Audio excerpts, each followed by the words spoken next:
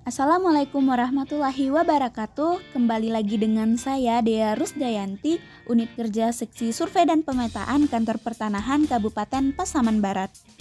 Pada video kali ini kita akan melanjutkan tentang materi kemarin mengenai aneka, yang mana pada video kali ini kita akan membahas tentang kualitas mutu dan juga sifat anti korupsi. Komitmen mutu atau kualitas mutu. Komitmen mutu artinya komitmen itu individu, kelompok, janji, perbuatan. Mutu ialah standar, kelayakan, ciri, atau sifat. 6 topik kualitas mutu. 1. Konsep efektivitas, efisiensi, dan mutu. 2. Nilai dasar orientasi mutu. 3. Pendekatan inovatif dalam penyelenggaraan pemerintah. 4. Membangun komitmen mutu dalam penyelenggaraan pemerintah. 5. Berpikir kreatif. 6. Membangun komitmen mutu melalui inovasi. Konsep efektivitas, efisiensi, dan mutu. Efektivitas ialah sejauh mana organisasi dapat mencapai tujuan yang ditetapkan atau berhasil mencapai apapun yang coba dikerjakan. Efektivitas organisasi berarti memberikan barang atau jasa yang dihargai oleh pelanggan. Efisiensi ialah jumlah sumber daya yang digunakan untuk mencapai tujuan organisasional. Efisiensi organisasi ditentukan oleh berapa banyak bahan baku, uang, dan manusia yang dibutuhkan untuk menghasilkan jumlah keluaran tertentu. Efisiensi dapat dihitung sebagai jumlah sumber daya yang digunakan untuk menghasilkan barang atau jasa. Mutu, apapun yang menjadi kebutuhan dan keinginan konsumen. Nihil cacat, kesempurnaan dan kesesuaian terhadap persyaratan serta kesesuaian terhadap spesifikasi. Efektivitas dan efisiensi. Efektivitas ialah ketercapaian target, sedangkan efisiensi ialah penghematan biaya, waktu, tenaga, dan pikiran dalam menyelesaikan kegiatan. Inovasi ialah perubahan perilaku menyangkut ide, praktik, atau objek yang dianggap baru. Inovasi juga cara utama di mana suatu organisasi beradaptasi terhadap perubahan-perubahan di pasar, teknologi, dan persaingan. Mutu, kepuasan pelanggan ialah mutu mencerminkan nilai keunggulan produk atau jasa yang diberikan kepada pelanggan.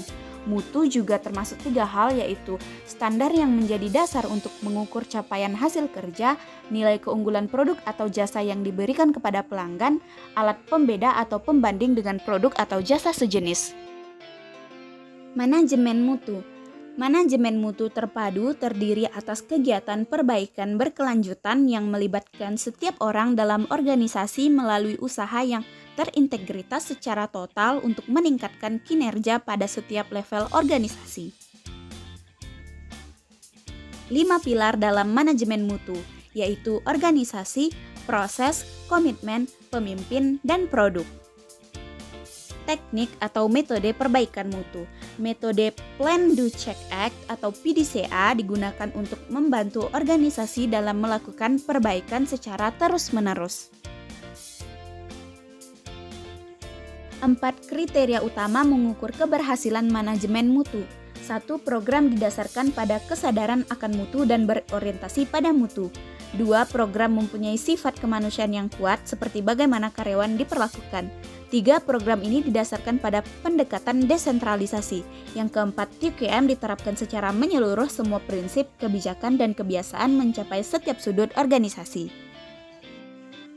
Dimensi kualitas layanan publik. 1.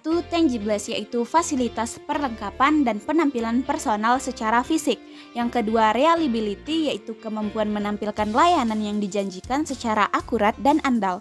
Yang ketiga, responsiveness, yaitu kemampuan membantu pelanggan dan menyediakan pelayanan yang tangkas. Yang 4. Assurance, pengetahuan dan adab petugas menghadirkan percaya diri. Yang kelima, empati, yaitu perhatian secara pribadi yang lembaga sediakan bagi pelanggan. Inovasi penyelenggaraan pemerintah. Terdapat 2, yaitu inovasi produk atau jasa dan inovasi produk pemerintah. Karakteristik nilai dasar komitmen mutu. Yang pertama, komitmen bagi kepuasan masyarakat, layanan cepat, tepat, ramah, dan menyentuh hati, perlindungan konsumen, ilmiah dan inovatif dalam mengambil keputusan. Tujuan pelayanan berbasis komitmen mutu. Yang pertama, mengutamakan kepentingan sebagai pelanggan. Yang kedua, menumbuhkan kepercayaan terhadap institusi pemerintah. Yang ketiga, meningkatkan kesetiaan dan kepuasan sebagai pelanggan. Yang keempat, menjalankan tugas, peran, dan fungsi sesuai peraturan. Saudara, kasus dugaan korupsi terkait bantuan sosial COVID-19 menghentak negeri ini. Apalagi bansos sangat diperlukan masyarakat dalam penanganan pandemi COVID-19. Inilah uang yang disita KPK dalam kasus korupsi yang menjerat Gubernur Sulawesi Selatan Nurdin Abdullah. KPK mengatakan uang tersebut disita dari Sekretaris Dinas PUTR Provinsi Sulawesi Selatan Edi Rahmat. KPK menetapkan Menteri Sosial Juliari Batubara dan 2 pejabat pembuat komitmen Kemensos serta 2 pihak swasta sebagai tersangka kasus dugaan korupsi dana bantuan sosial COVID-19.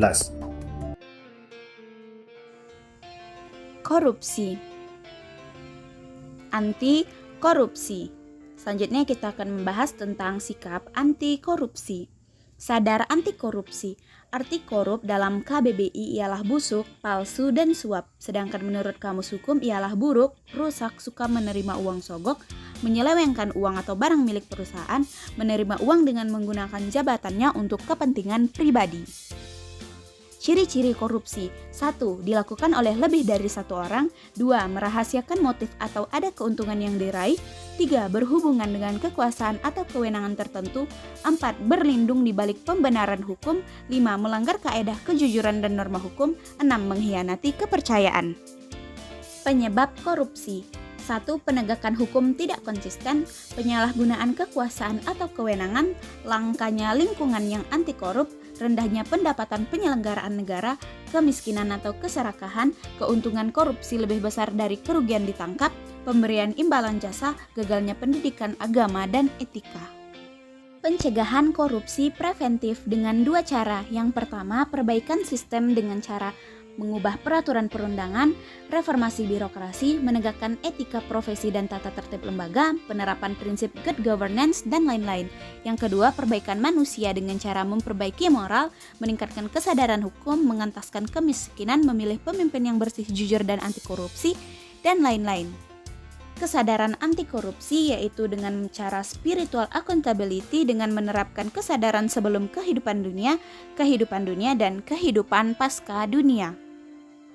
Identifikasi nilai-nilai dasar anti korupsi. Yang pertama yaitu jujur, peduli, mandiri, disiplin, adil, tanggung jawab, kerja keras, sederhana, dan berani. Aspek penting dari sikap anti korupsi. Yang pertama, koruptor menggoda biasanya pada saat seseorang sedang di luar sistem. 2. Koruptor menggoda biasanya pada saat keadaan sepi dan rahasia. 3. Koruptor menggoda dengan beragam cara dan menggunakan pengaruh yang sebelumnya di luar perkiraan atau wow effect. Baiklah, terima kasih telah menyaksikan video tentang akuntabilitas, nasionalisme, etika publik, kualitas mutu, dan juga anti korupsi yang saya jelaskan. Sampai ketemu di video berikutnya.